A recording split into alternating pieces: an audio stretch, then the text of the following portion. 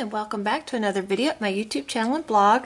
Sorry it's been a bit since I've posted. It's just been maddening trying to get the last bit of the renovations done on the house, and so it's winding down, so I hope to be able to have lots more videos coming your way. Today's video is kind of a special one. I was contacted by Arteza art supplies, and a lot of the online designers and stuff have been using their watercolor markers that are similar to the zigs. So I decided I wanted to try some different products than what everybody else has been doing. So I asked if they could send me the watercolor pencils and their water brushes, as well as their assortment pack of their vinyl HTV, with heat transfer vinyl. So I've got some pillow projects that I want to do for the new house, and so I'll be using the HTV products on that, and I'll be trying out the watercolor pencils here shortly. Okay, so this is my official unboxing. I will have links to the products on the screen, in the video description, and over on my blog. So let's get started. Okay.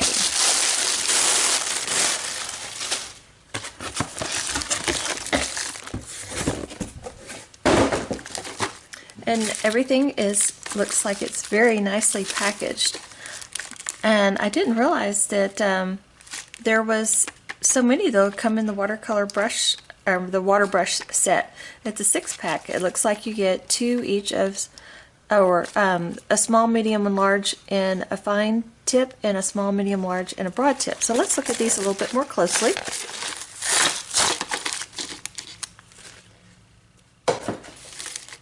Okay. Oh wow, these are great. Nice big barrel.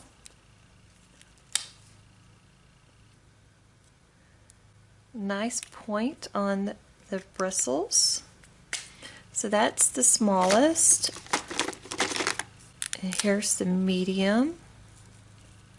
Nice. And here's the large.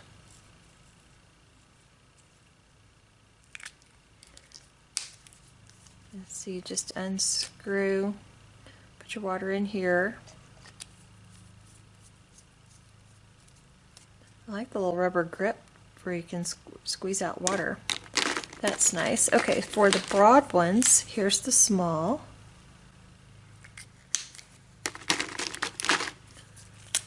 The medium.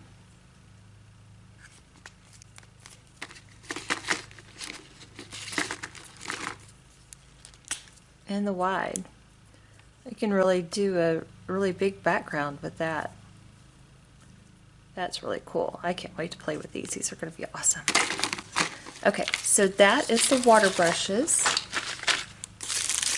Okay, so here are the pencils. It's a 72 color set. Packaged in a real nice tin. It says rich and vibrant colors. Oh, and the tin, it's a hinge lid, so that's nice. And you can just pull out the trays. I like that. A bunch of pretty colors. Looky there. Okay, so we'll play with those in a minute. Very nicely packaged. Okay, and then this is their heat transfer vinyl. Called Premium. They're 10-inch by 12-inch sheets, and this is their multicolor pack.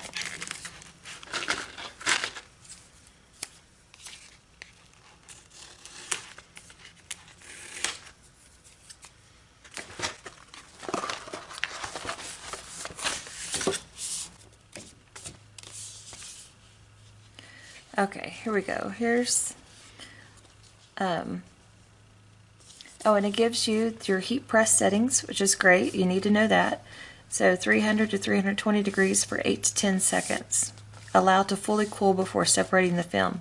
Okay, two very important things to know when working with heat transfer vinyl. They suggest using a Teflon sheet for a cover. Okay. Alright, so here's the colors. You get white, black, red, green, royal blue, lemon yellow, golden yellow, orange, silver, neon pink, pink, gold, neon orange, and neon green.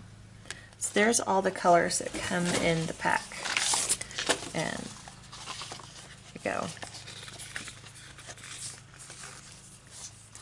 So some very pretty, vibrant colors.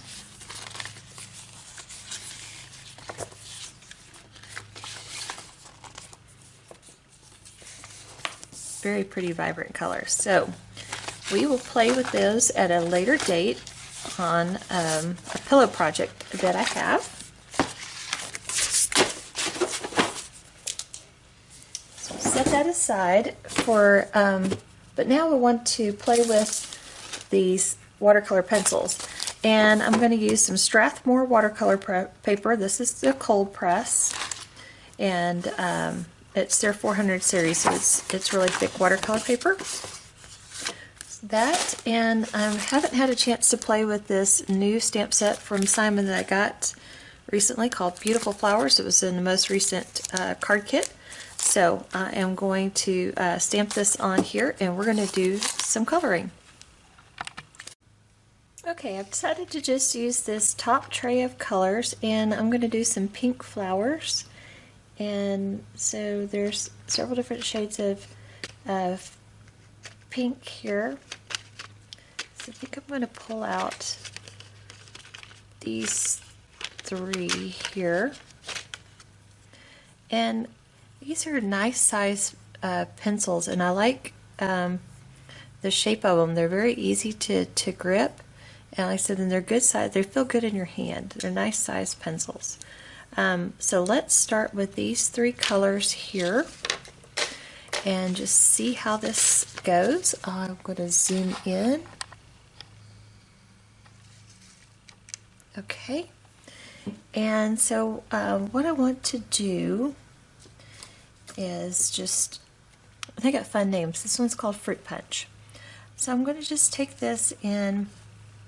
This flower petal is overlapping this flower petal, so there'll be what they call a cast shadow in here. So I'm going to lay down some of my darkest right in here. And then where the artist has given you lines, you know that that is shadow area as well. And so I'm just going to lay down some color in there. Go up these lines a little bit more. And in here, that petal is folded over, so you'll have cast shadow in here. Okay, so let's just work with these three for right now. And so then I'm going to take and just extend that out a little bit with my mid-tone. Let's go right underneath that one too. Just extend everything out just a little bit more. Okay, and now I'm going to go in with this lightest color. Let's just try this on the back first. This is a coral. Maybe it won't blend like I think it will.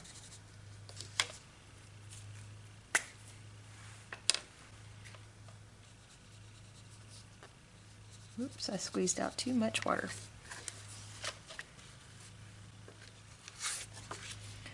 Yeah, I think I'm gonna not do that one. Let's see what this is. Apricot. I think I'm just gonna do these two colors. See how this goes.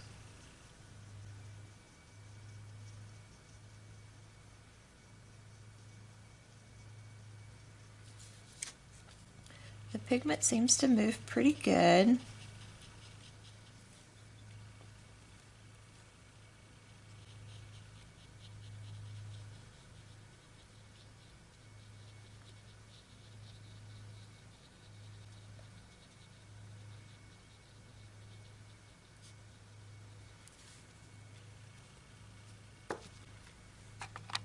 Okay, I've also stamped this on some Bristol Smooth, and I'm going to do the exact same thing, and I'm going to see how the pigment moves on the Bristol.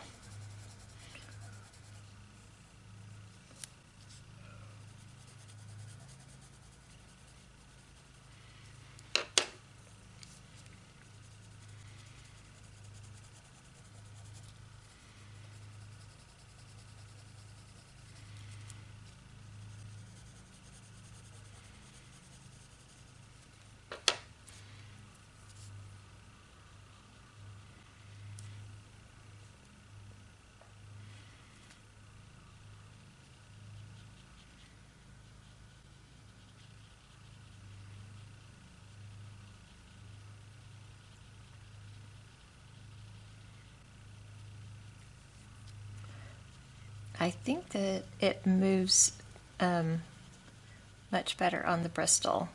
I think because it's a smooth, and this watercolor paper that I pulled out was very textured.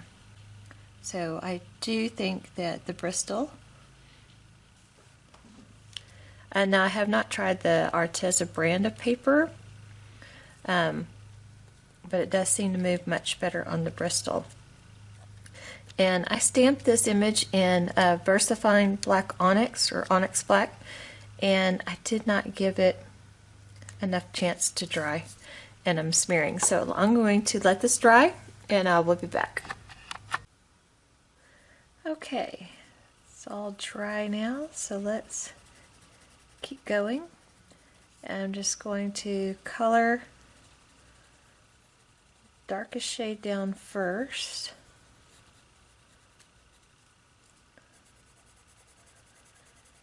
Into the areas where the artist has indicated there would be the shadows. And then I'm going to extend that out with the lighter color. Right here, some darker and some lighter. All right.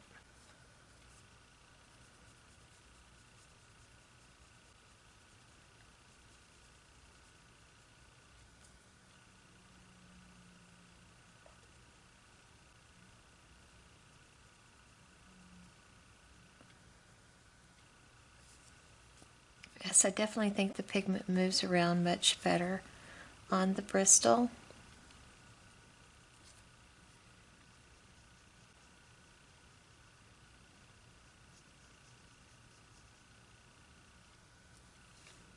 Seems to move very easy. Okay, so I'm just going to speed up this portion of the coloring and get through this section of the flower. I'm just going in with my darkest and laying down the color where the artist has indicated, and then extending everything with the lighter color, and then spreading it out with the water brush. As you're working with your water brush, I suggest having a paper towel to the side, so if your brush gets a little too wet, you can dab it off, or if you get a little too much pigment in your bristles, you can dab that off too. Alright, we'll see how that looks when it dries, and we might come back and darken up some areas. Okay, I decided to finish coloring up both images, the one on Bristol, which is this one, and the one on the watercolor cardstock, which is this one, so you can see the differences. Here's a side-by-side comparison. I think both of them turned out really pretty, and I can't wait to try these again on another project. Please see the video description for all the product links, and thanks for watching.